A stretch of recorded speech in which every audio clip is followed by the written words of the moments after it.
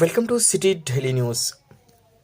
లక్షడిపేట మున్సిపాలిటీలోని స్థానిక విశ్రాంతి భవన ఆవరణలో మంగళవారం ఏర్పాటు చేసిన విలేకరుల సమావేశంలో సిపిఐ ఎంఎల్ న్యూ డెమోక్రసీ రాష్ట్ర కార్యవర్గ సభ్యుడు టి శ్రీనివాస్ మాట్లాడుతూ పెండింగ్లో ఉన్న ప్రాజెక్టుల నిర్మాణం వెంటనే చేపట్టాలని, మంచిర్యాల జిల్లా కేంద్రంలో ఫిబ్రవరి 2న పార్టీలకు అతీతంగా చేపట్టబోయే రైతు సదస్సుకు రైతులు పెద్ద సంఖ్యలో హాజరు కావాలని కోరారు. ఈ కార్యక్రమంలో సిపిఐఎంఎల్ న్యూ డెమోక్రసీ జిల్లా కార్యదర్శి లాల్ కుమార్, ఐఎఫ్టియు జిల్లా అధ్యక్షులు శ్రీనివాస్, ఏఐకేఎంఎస్ జిల్లా ఉపాధ్యక్షుడు దొండ ప్రభాకర్, సిపిఐఎంఎల్ న్యూ డెమోక్రసీ జిల్లా నాయకులు రెడ్డిమల్ల ప్రకాశం, సిపిఐ మండల కార్యదర్శి మేదరి దేవవరం, ఏఐటియుసి మండల కార్యదర్శి రమణారెడ్డి, డిహెచ్పిఎస్ మండల కార్యదర్శి దేవన్న, ఏఐటియుసి మండల కార్యదర్శి భానుచందర్, తెలంగాణ ప్రజా ఫ్రంట్ బండారి ఆనంద్, బండారి శంకర్ తదితరులు పాల్గొన్నారు.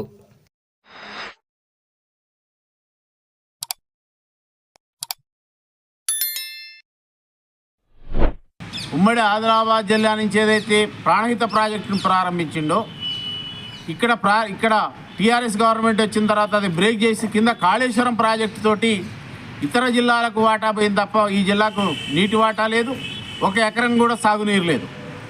కనుకనే మేము ఇప్పుడు కోరేటువంటిది, ఆనాడు మేము అందరం కూడా ఆనాడు పార్టీలన్నీ కూడా వ్యతిరేకించిన కాళేశ్వరం ప్రాజెక్టు ఉపయోగం లేనటువంటిది, ఖర్చు ఎక్కువ, ఆదాయం తక్కువ, ఇది నష్టకరమైంది, వైబిలిటీ లేదని చెప్పినాం.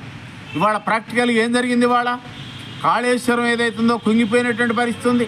డిజైన్ లోపం ఉంది, మెయింటెనెన్స్ లోపం ఉంది, క్వాలిటీ లోపం ఉంది, అన్ని లోపాలు ఇవాళ మొత్తం కూడా ఇవాళ రాక్ ఫౌండేషన్ కూడా లేకపోవడం వల్ల మొత్తం కూడా కుంగిపోయిన పరిస్థితి ఉంది. కనుక భవిష్యత్తులో టూరిస్ట్ స్పాట్గా ఉపయోగపడుతుంది. 1,50,000 కోట్లతోటి నిర్మించినటువంటి ప్రాజెక్టు అది తెలంగాణ ఆర్థిక వ్యవస్థను మొత్తం కూడా దివాళా తీపిచ్చింది. అదేవిధంగా టీఆర్ఎస్ గవర్నమెంట్కి ఒక కమిషన్గా ఇవాళ కరప్షన్గా అది ఉన్నటువంటిది ఉంది. కమిషన్ల కోసం చేసినట్టుగా ఉన్నటువంటి ప్రాజెక్టు తప్ప రైతాంగానికి ఉపయోగపడలేదు. అందుకే ఇవాళ మేము కోరేటువంటిది, కాంగ్రెస్ గవర్నమెంట్ అధికారంలోకి వచ్చినప్పుడు చెప్పింది, ప్రాణహిత మీద మేము తుమ్మిడేటి దగ్గర తక్షణం ఎల్లపెల్లి దాకా మేము ప్రాజెక్టు నిర్మాణం చేస్తామని. అదేవిధంగా కుప్టి ఉంది ప్రాజెక్టు, అది కడెం ప్రాజెక్టుకు బ్యాలెన్సింగ్ రిజర్వాయరు. అందుకే ఈ రెండు ప్రాజెక్టులని, తుమ్మిడిహెట్టి ప్రాజెక్టుని అదేవిధంగా కుప్టి ప్రాజెక్టు రెండు కూడా డిపిఆర్ ఫైనల్ చేసి వచ్చే బడ్జెట్లో నిధులు కేటాయించి తక్షణం ప్రారంభించాలని మేము కోరుతా ఉన్నాం. జిల్లాలో కూడా జగన్నాథపూర్ ప్రాజెక్టు పెండింగ్లో ఉంది. అదేవిధంగా కొమరంభీం ప్రాజెక్టు అయింది కానీ కెనాల్ లేనటువంటి ఒక పరిస్థితి ఉంది. కనుక ఉమ్మడి ఆదిలాబాద్ జిల్లాలో ప్రధానంగా తుమ్మిడిహెట్టి దగ్గర డిపిఆర్ ఫైనల్ చేసి ప్రాణహిత మీద ప్రాజెక్టు వెంటనే నిర్మాణం చేయాలి, పెండింగ్ ప్రాజెక్టును పూర్తి చేయాలనేటువంటిది మేము కోరుతా ఉన్నాం. ఈ ప్రాజెక్టుల సాధనకై ఫిబ్రవరి 2వ తారీఖున మంచిర్యాలలో సదస్సు ఉంది. రైతాంగం అంతా కూడా, ప్రజలు, ప్రజాస్వామికవాదులు, రైతాంగం అంతా కూడా ఈ సదస్సులో పాల్గొనాలని మేము కోరుతా ఉన్నాం. ఆ సదస్సు నుంచి జిల్లాలో ఈ ప్రాజెక్టుల సాధనకై పెద్ద ఉద్యమం, రైతాంగ ఉద్యమం తీసుకొస్తామని ఈ ప్రభుత్వానికి తెలియజేస్తా ఉన్నాం. లక్షడిపేటలో అఖిలపక్ష పార్టీల ఆధ్వర్యంలో తుమ్మిడిహేటి ప్రాణహితపై తుమ్మిడిహేటి ప్రాజెక్టు నిర్మించి ఉమ్మడి ఆదిలాబాద్ జిల్లాకు సాగునీరు అందించాలనే ఉద్దేశంతో ఇక్కడ ఈ కమిటీ ప్రెస్ మీటింగ్ ఏర్పాటు చేసుకోవడం జరిగినది. ఈ అఖిలపక్ష పార్టీల ఆధ్వర్యంలో గతంలోనే ఇక్కడ కట్టడం వలన ఉమ్మడి ఆదిలాబాద్కు పైన జిల్లాలో కూడా ఉపయోగకరంగా ఉంటుందని చెప్పేసి ఆనాటి నుంచి చెప్తూనే ఉన్నా కూడా అప్పటి ఆ ప్రభుత్వం పట్టించుకోక తుమ్మిడిహేటి కాకుండా కాళేశ్వరం కట్టి ఇలా ప్రభుత్వం ధనాన్ని వృధా చేయడం జరిగినది. దీన్ని ఆనాడు నేటికి కూడా ప్రజా సంఘాలన్నీ కూడా పార్టీలు ముక్తఖండతో ఖండించినా కానీ ప్రభుత్వం పట్టించుకోక అది విఫల ప్రయత్నంగా దాన్ని ప్రయోగించి వాళ్ళ కమిషన్లకే పరిమితంగా దాన్ని కట్టుకోవడం జరిగిందని ఉన్నటువంటి పరిస్థితి కనబడుతూ ఉన్నది. ఈ ఇకనైనా ప్రభుత్వం ఇచ్చినటువంటి హామీల ప్రకారంగా రేపు ఈ తుమ్మిడిహేటి పైన ప్రాజెక్టుని కట్టి ఉమ్మడి ఆదిలాబాద్ జిల్లాకు నీరు అందించి సాగునీరు అందించి రైతులందరికీ మేలు చేయాలని చెప్పేసి కోరుతూ ఉన్నాం.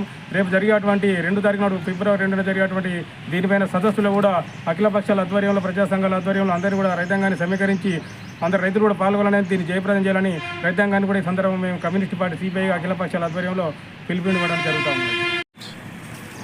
ప్రాణహిత ప్రాజెక్టుని తుమ్మిడిహెట్టి వద్దన నిర్మాణం చేసి ఈ జిల్లాకు సస్యశ్యామలం చేయాలని, ఈ జిల్లాలో దాదాపు 2.5 లక్షల ఎకరాల భూమిని సస్యశ్యామలం చేసిన తర్వాతనే నీటి వాటర్ని మీరు ఎక్కడికన్నా తీసుకెళ్ళాలని మేము చెప్తా ఉన్నాం. అప్పుడు రాజశేఖర రెడ్డి హయాంలో ఏదైతే తుమ్మిడిహెట్టి వద్దనే ప్రాణహిత ప్రాజెక్టు నిర్మాణం చేస్తాం, ఈ జిల్లాను మొత్తం సస్యశ్యామలం చేస్తామని అప్పుడు వైఎస్ రాజశేఖర రెడ్డి హయాంలో అక్కడ శంకుస్థాపన చేసిరు. అప్పటి నుండి కేసీఆర్ ప్రభుత్వం నీళ్ల పేర్లతో కేసీఆర్ ప్రభుత్వం దోపిడీ చేస్తూ ఉంది. ఇప్పుడు మళ్ళీ కాంగ్రెస్ ప్రభుత్వం వచ్చింది కాబట్టి మీరు ఎన్నికల మేనిఫెస్టో రాసుకున్న ప్రకారంగా తుమ్మిడిహెట్టి వద్దనే ప్రాణహిత ప్రాజెక్టు నిర్మాణం చేసి జిల్లాకు నీటి వాటాన్ని కేటాయించాలని, అదేవిధంగా ఏదైతే ఉమ్మడి ఆదిలాబాద్ జిల్లాలో అనేక ప్రాజెక్టులు పెండింగ్లో ఉన్నాయి. వాస్తవానికి Jagannathpur project, Erravagu project, Nallavagu project, గొల్ల ప్రాజెక్టు, అదేవిధంగా నీలువాయి ప్రాజెక్టులు, ఈ విధంగా చూసుకుంటే అనేక ప్రాజెక్టులు కూడా పెండింగ్లో ఉన్నాయి. ఈ పెండింగ్లో ఉన్న ప్రాజెక్టును వెంటనే నిర్మాణం చేయాలి. ఈ జిల్లాకు నీటి వాటాన్ని కేటాయించిన తర్వాతనే మీరు ఎక్కడికైనా తీసుకెళ్ళాలి. తుమ్మిడిహెట్టి వద్ద కట్టడం వల్ల గ్రావిటీ ద్వారా ఈరోజు జిల్లా మొత్తం కూడా నీటిని అందించవచ్చు, ఖర్చు లేకుండా ఈ జిల్లా ప్రజలకు నీళ్ళు ఇవ్వచ్చు. ఈ జిల్లాలో రైతాంగాన్ని ఆదుకున్న వాళ్ళు అవుతారు కాబట్టి రైతాంగం ఇప్పటికే అన్ని ఉండి అల్లుండొట్ల శని ఉన్న చందంగా ఈ ఉమ్మడి ఆదిలాబాద్ జిల్లా ప్రజలు రైతాంగం చూస్తూ ఉన్నారు. కాబట్టి తక్షణమే ఇప్పటికైనా ప్రభుత్వం కళ్ళు తెరిచి మీరు ఎన్నికల్లో మేనిఫెస్టోలో ఏదైతే చెప్పారో దాని ప్రకారంగానే ప్రాణహిత ప్రాజెక్టును తుమ్మిడిహెట్టి వద్ద నిర్మించి ఈ జిల్లా రైతాంగాన్ని ఆదుకునే విధంగా చర్యలు చేపట్టాలి. చర్యలు చేపట్టే విధంగా ప్రభుత్వం ఆలోచించాలని దాని ఉద్దేశంతోనే వామపక్ష పార్టీలుగా ఈ ప్రాంతంలో ఉన్న ప్రయాణికానికి రైతాంగాన్ని చైతన్యం చేసేసి ఫిబ్రవరి 2 తారీఖున మంచిర్యాలలో సదస్సు నిర్వహిస్తూ ఉన్నాం.